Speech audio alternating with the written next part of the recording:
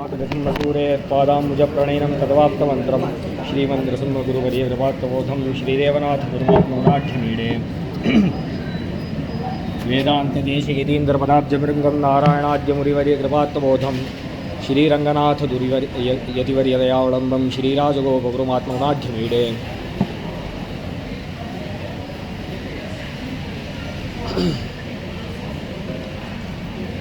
श्रीमद्वेदांत रामानुज यदुर्व्यारंगिण्यस्तभानु तत्संप्राप्तागमान्तद्वितीयगुणगं शिष्टतापूर्णभग्र्यं श्रेष्ठ श्रीरङ्गरामानुजमुनिगुणालब्धमोक्षाश्रमन्तं सत्त्वस्थं श्रीवराहं यदिनरकं देशिकं शंशयामि वेदान्तलक्ष्मणेन्द्रपात्तबोधं तत्पादविघ्नसरसीरभृङ्गराजं त्रयन्तैक्मगर्भोर्विश्रमन्तं श्रीरङ्गलक्ष्मणं शरणं प्रपद्ये श्रीमान् वेङ्कटनाथार्य कृतार्किकेसरी वेदान्ताचार्यवर्यो मे सन्निधत्तां सदाकृति यो नित्यमच्युतबुध यामोहदस्ततिरानिद्राय मेणे अस्मद्गुरोर्भगवतोऽस्ते सिन्धो रामानुजस्य चरणौ शरणं प्रपद्ये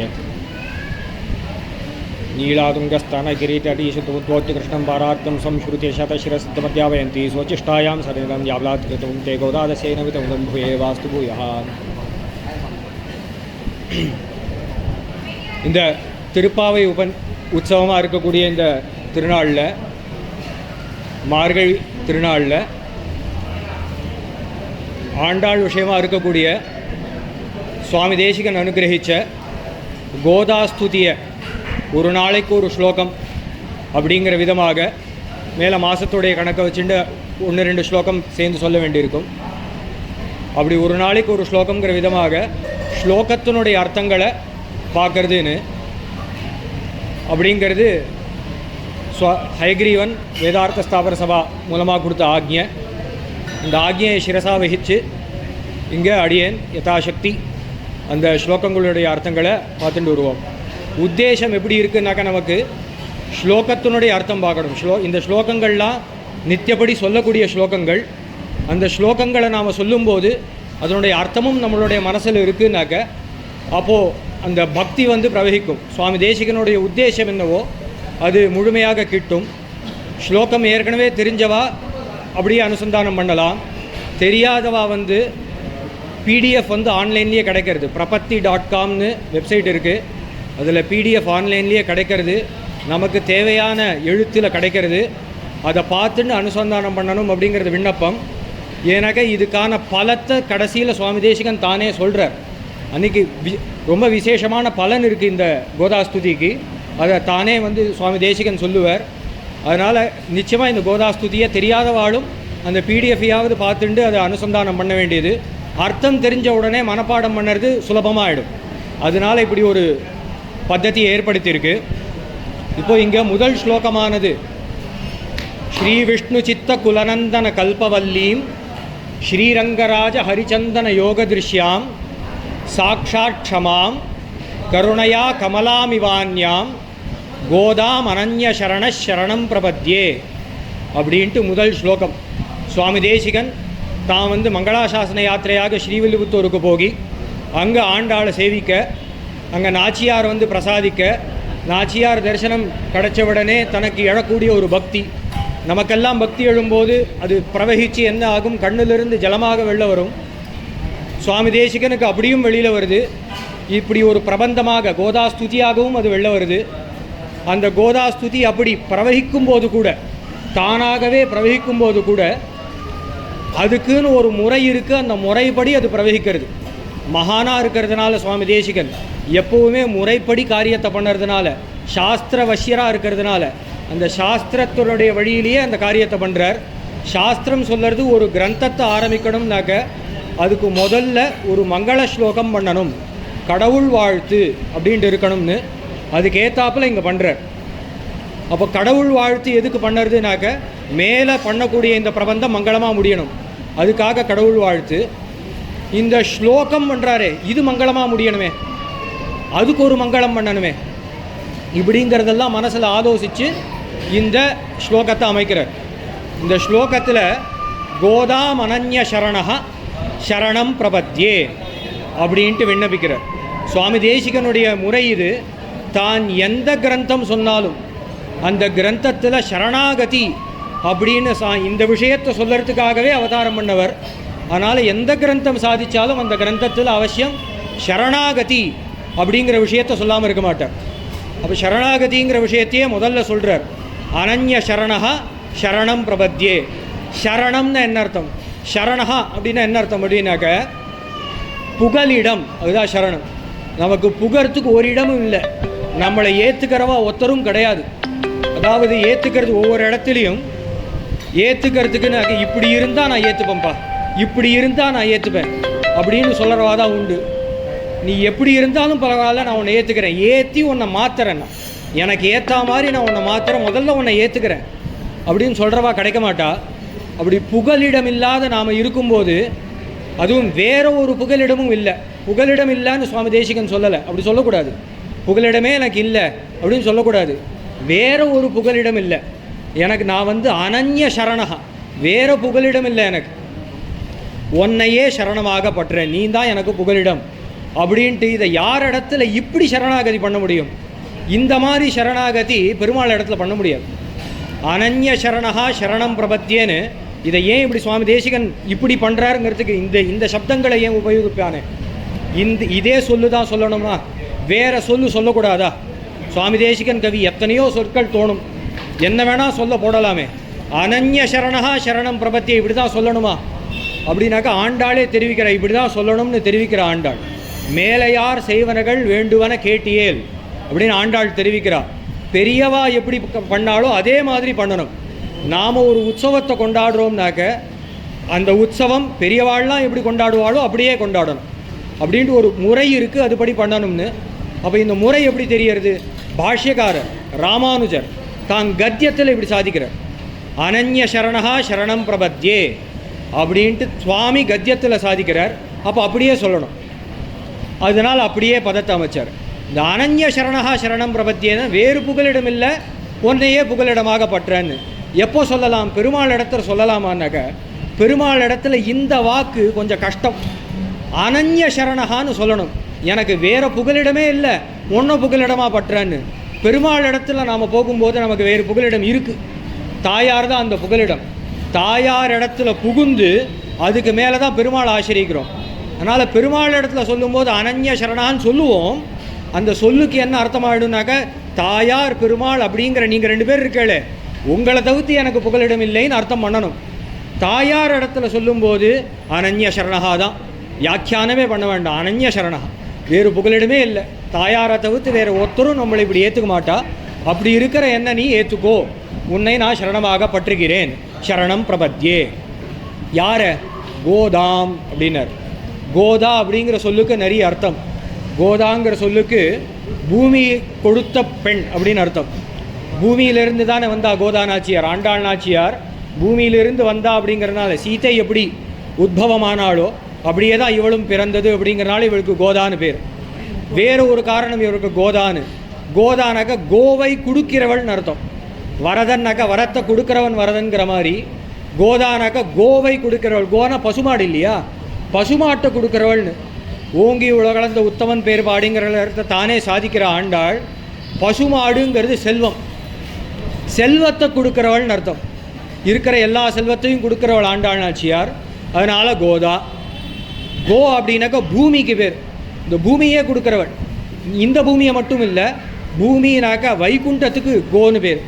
அப்போ வைகுண்டத்தை கொடுக்கிறவள்.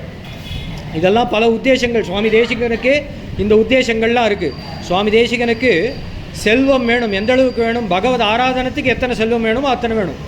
தங்கம் வேணும்னு சுவாமி கேட்கல, சுவாமிக்கு ஏன்னா பசுமாடு வேணும். பசுமாடு இருந்தால் தானே அதுலேருந்து பாலை கறந்து அதை வச்சுட்டு ஆராதனம் பண்ணுறது, அக்னிஹோத்திரம் பண்ணுறது, இதுக்கெல்லாம் பசு தேவையாச்சு, அதெல்லாம் வேணும். அதே மாதிரி மோட்சம் வேணும், இதெல்லாம் உத்தேசம்தான். ஆனால் இந்த கிரந்தத்தில் கடவுள் வாழ்த்தா அமைக்கும்போது என்ன வேணும்னு கேட்டால் அவருக்கு வாக்கு வேணும். கோங்கிற சப்தத்துக்கு ஞானம்னு பொருள், வாக்குன்னு பொருள். ஹயகிரீவன் எப்படி வாக்கை கொடுக்கக்கூடிய தேவதையோ அதே தேவதை தான் ஆண்டாள். ஹயகிரீவனுக்கு பத்னியாக இருக்கிற ஆண்டாள், வித்யாலட்சுமி ஸ்வரூபமாக இருக்கக்கூடிய ஆண்டாள், அவள் வாக்கை கொடுக்கக்கூடிய தேவதை. அதனால் கோதாம் அனன்ய சரணகா. நான் கோதா பிராட்டியார் விஷயத்தில் வர்ணிக்கிறதுக்காக ஆரம்பிக்கிறேன். எனக்கு இந்த வாக்கை யார் கொடுப்பா? கோதாவே தான் கொடுக்கணும். கோதாமனன்ய சரணம் பிரபத்தியங்கிறார். அப்போ இந்த அவளை இப்போ வர்ணிக்கணும். அவளை வர்ணிக்கிறதுனாக்கா அவளுக்கு எப்படி பிடிக்குமோ அப்படி வர்ணிக்கணும். நாம் அவளுக்கு எப்படி பிடிக்குமோ அப்படி சொன்னால் தானே அவளுக்கு சந்தோஷப்படும். அப்போ ஆண்டாளுக்கு எப்படி பிடிக்குமோ அப்படி ஆண்டாளை வர்ணிக்கணும். சீதைக்கு எப்படி பிடிக்குமோ அப்படி சீதை கிட்ட பேசணும். ஹனுமான் சீதை கிட்ட பேசுகிறச்ச எப்படி பேசுறதுக்கு ஆரம்பித்தார்? சீதையே அப்படின்னு ஆரம்பிக்கலை, ராமன் பத்னியே ஆரம்பிக்கலை, தசரதன்னு ஒருத்தர் இருந்தார் அப்படின்ட்டு ஆரம்பித்தார். தசரதன்னு ஒருத்தர் இருந்தார் மகாராஜா அப்படின்னு சொல்லி ஆரம்பித்து அவனுக்கு மாட்டு பொண்ணா ஒருத்தி இருந்தான்னு வந்தார். ஜனக்கனுக்கு புதல்வியாக ஒருத்தி இருந்தா அப்படின்னு சொல்லிட்டு ஆரம்பித்தார். அதுக்கப்புறம் தான் ராமனுக்கு பத்னின்னு சொல்லுறது. சீதையும் தன்னை சொல்லிக்கும் போது அப்படியே தான் சொல்லிக்கிறார். அப்போ அந்த மாதிரி ஆரம்பிக்கணுங்கிறதுனால ஸ்ரீ விஷ்ணு சித்த குலநந்தன கல்பவல்லீம் அப்படின்னார். ஸ்ரீ விஷ்ணு சித்தன் அப்படின்னு பெரியாழ்வாருக்கு பேர். பெரியாழ்வாருக்கு புதல்வியாக பிறந்தவளே ஸ்ரீ விஷ்ணு சித்த குலநந்தன. அப்போ மாமனார் பேரை சொல்லலையே, ஸ்ரீ விஷ்ணு சித்தன்னு சொன்னாரே, மாமனார் பேரை சொல்லலையேன்னா நந்தனான்னு சொன்னார் இல்லையா. நந்தனங்கிற இடத்துல நந்த, கண்ணனுடைய அப்பாவுடைய பேரான நந்தகோபர், அந்த நந்தங்கிற பேர் இருக்கு. இவனுடைய மாட்டு பொண்ணே, இவனுடைய பொண்ணே அப்படின்னு சொல்லி ஆண்டாளை சொல்கிறார். அவள் கல்பவல்லியாக இருக்காள், கற்பக விருட்சமாக இருக்கான்னு சொல்லணும்னு சுவாமி தேசிகனுக்கு திருவுள்ளம். கற்பக விருட்சம் கேட்டதெல்லாம் கொடுப்பா அப்படின்னு சொல்லணும்னு. கற்பக விருட்சம்னாக்க மரம்னு சொல்கிறதுக்கு மனசு வரல. ஏன்னா மரம்னா வளைஞ்சு கொடுக்காது. தாயார் நம்ம பார்த்தோம் வளைஞ்சு கொடுக்குறா, நமக்கு யோக்கியத்தையே இல்லை, ஆனால் நம்மளெல்லாம் சேர்த்துக்கிறா. அப்படி இருக்கிறவளை மரம்னு சொல்லக்கூடாது, அவளை கொடின்னு சொல்லணும்னு கல்பவல்லீம் அப்படின்னாரு. கொடி படறதுக்கு மரம் இருக்கணும். ஆனால் கொடி வளைஞ்சு கொடுத்துட்டு இருக்கும், ஆனால் வளைஞ்சு கொடுக்குற கொடி அது இருக்கிறதுக்கு ஒரு மரம் இருக்கணும். இந்த மரத்துக்கு எங்கே போகிறதுக்குனாக்கா அதுவும் கற்பக விருட்சமாக இருக்குது. கற்பக விருட்சத்திலேயே இருக்குது இந்த மரம், இந்த கொடி. அந்த கற்பக விருட்சத்துக்கு இன்னொன்று பேர் ஹரிச்சந்தனம். இங்கே ஹரிச்சந்தனமாக யாரை போடுறது? எந்த மரத்தில் இந்த கொடியை படர வைக்கிறது? வேறு எந்த மரத்துக்கும் அந்த யோக்கியத்தையே இல்லை. ஆண்டாள்ங்கிற கொடியை படர வைக்கணும்னு ஒரு மரத்தை தேடணும்னாக்க வேறு எந்த மரமும் கிடைக்காது. ஸ்ரீரங்கராஜன் தான் அந்த மரம். ஸ்ரீரங்கராஜ ஹரிச்சந்தனம் தான் அந்த மரம். அந்த மரத்தோட யோகம்னா சம்பந்தம். இந்த யோகத்தில் படர்ந்திருக்கு இந்த கொடி. இந்த யோகத்தில் படர்ந்து இருக்கிற இந்த கொடிங்கிறது திருஷ்யமாக இருக்குது. திருஷ்யம்னாக்க கண்கொள்ளா காட்சியாக இருக்குது. ஆண்டாளையும் ரங்கமன்னாரையும் சேர்த்து சேவிக்கிறோம்னா கண்கொள்ளா காட்சியாக இருக்குது. அப்போ யோக திருஷ்யாம், ஸ்ரீரங்கராஜ ஹரிச்சந்தன யோக திருஷ்யாம் அப்படின்னார். அவளுடைய சேர்ந்திருக்காளே, இவள் சேர்ந்திருக்கலாமோ? பெருமாளோட சேர்ந்திருக்கிற யோக்கியத்தை உண்டா? பொருத்தம் பார்த்து தான் கல்யாணம் பண்ணி வச்சாளா? ஏன்னாக்க சாக்ஷாத் க்ஷமாம். சாக்ஷாத் க்ஷமாங்கிறதுக்கு நிறைய பொருள் உண்டு. சாக்ஷாத் க்ஷமா, க்ஷமாங்கிற இதுக்கு பூதேவின்னு அர்த்தம். பூதேவியோடைய அவதாரமாக இருக்கிறவள் இவள். பொருத்தம் பார்த்து தான் கல்யாணம் பண்ணி வச்சிருக்கா. பூதேவி தான். பூதேவினாக்கா விஷ்ணுவை கல்யாணம் பண்ணிக்க வேண்டியவள் தான். அப்படி பார்த்து தான் கல்யாணம் பண்ணி வச்சிருக்கா. சாக்ஷாத் க்ஷமாம். சாக்ஷாத் க்ஷமாங்கிறதுக்கு இன்னொன்று பொருள், க்ஷமானாக்க பொறுமைன்னு அர்த்தம். பொறுமைங்கிற குணம், அந்த பொறுமைங்கிற குணம் நிறைய பேருக்கு உண்டு. அந்த பொறுமைங்கிற குணமே வடிவெடுத்தா எப்படி இருக்கும் அப்படின்னாக்கா ஆண்டாள். வடிவெடுத்தா ஆண்டாளாக இருக்கும் அப்படின்னு சாக்ஷாத் க்ஷமாம். சாக்ஷாத் க்ஷமாம். அதுக்கு மேலே சொல்கிறார், கருணையா கமலாம் இவ அந்யாம். கருணையில் பார்த்தோம்னாக்க க்ஷமான்னு ஒரு குணம், கருணைன்னு ஒரு குணம். க்ஷமா அப்படின்னாக்க அது என்ன குணம்? க்ஷமானாக்க பொறுமை, பிறர்களுடைய குற்றத்தை பொறுத்துக்கிறது, பொறுமைங்கிற குணம். இந்த இடத்துல பொறுமையும் இருக்குது, கருணையும் இருக்குது. கருணைன்னா என்னன்னாக்க பொறுமையும் சேர்ந்து இருக்கும் கருணையில். கருணையான என்ன பண்ணும்னாக்க இன்னொருத்தர் கஷ்டப்படுறத பொறுத்துக்க முடியாது. பொறுமை இல்லாதது இந்த கருணை. இன்னொருத்தர் கஷ்டத்தை பொறுத்துக்காமல் இருக்கிறது இந்த கருணை. அவள் கஷ்டப்படுறத பார்த்தா பொறுத்துக்காது. பொறுத்துக்காமல் இது என்ன பண்ணும்னாக்க அந்த கருணை யார் இடத்துல இருக்கோ அவளை தூண்டும். அந்த கஷ்டத்தை போக்குறதுக்கு அவளை காரியமெல்லாம் பண்ண வைக்கும். அதுக்கு கருணைன்னு பேர். அந்த கருணைங்கிற குணம் பொருந்தியவள் யார்? பெருமாளை சொல்லலாம், தயா சதகம்னு சுவாமி பாடினார். பெருமாளை சொல்லலாம், தயை உடையவர் பெருமாள், அவனுக்கே தான் பொருந்தும் திருவேங்கடமுடையான். அந்த திருவேங்கடமுடையான தயா சதகத்தில் பாடும்போது கூட சுவாமி என்ன பண்ணுறாருனாக்க ஸ்ரீதேவி நாச்சியார் தான் கருணையே அப்படின்ட்டு பாடுறார். இங்கே ஸ்ரீதேவி நாச்சியார், இந்த அலமேல் மங்க தாயார் இருக்காளே அவளே தான் கருணை அப்படின்னு பாடுறார். அப்போ அலமேல் மங்க நாச்சியார் தான் கருணை. கமலா தான் கருணா. இந்த பொறுமை, இந்த கருணையில் கமலா போல இருக்கிறவள். கமலாம் இவ கருணையா கமலாம் இவ அப்படின்னார். கமலாம் இவனாக்க கமலா போலவா. ஓ லக்ஷ்மிக்கு எத்தனை கடாட்சமோ எத்தனை கருணையோ அத்தனை இவளுக்கும் உண்டா. அந்த அளவுக்குனாக்கா நம்ம சொல்லிடுவோம் இல்லையா, அந்த அளவுக்கு உண்டுனாக்கா கொஞ்சம் அந்த கிட்டத்தட்ட வந்துருத்தனாக்கா அவளை போல அப்படின்றவோம். அப்படியா அப்படின்னாக்கா இல்லை. கமலாம் இவ அந்யாம். அந்யாம்னு சொல்கிறதுனாக்க இன்னொன்று கமலா இவ இன்னொன்று மகாலட்சுமி. பூதேவிங்கிறது இன்னொன்று மகாலட்சுமியாக இருக்காவ. பெருமாளுக்கு இன்னொன்று பிராட்டி. பெருமாள் கருணை பண்ணுறதுக்கு ஸ்ரீதேவின் ஆச்சியார் எந்த அளவுக்கு தான் முன்னுக்கு வருவாளோ, தான் வந்து காரியத்தை நடத்துவாளோ அப்படி இருக்கிறவா. அப்படி இருக்கிறவள் மேலேயே காரியம் பண்ண போகிறவள்னு சாதிக்க போகிறார். கோதாஸ்துதியிலேயே இவள் வந்து இன்னுமே கருணை உடையவள்னு. இவளுக்கு இன்னும் கருணை என்ன, பெருமாளோட கூட சேர்ந்து இருந்தவர்கள் மற்ற பிராட்டியார்கள். ஆண்டாளுக்கு என்ன கருணைனாக்க, நாம் பெருமாளோட சேர்ந்து இல்லை, நம்மளை மாதிரி நிறைய பேர் பெருமாளோட சேர்ந்து இல்லை. நம்மளெல்லாம் நாம் ஆற்றுல தூங்கின்னு இருக்கோம், கோவிலுக்கு வருதில்லை.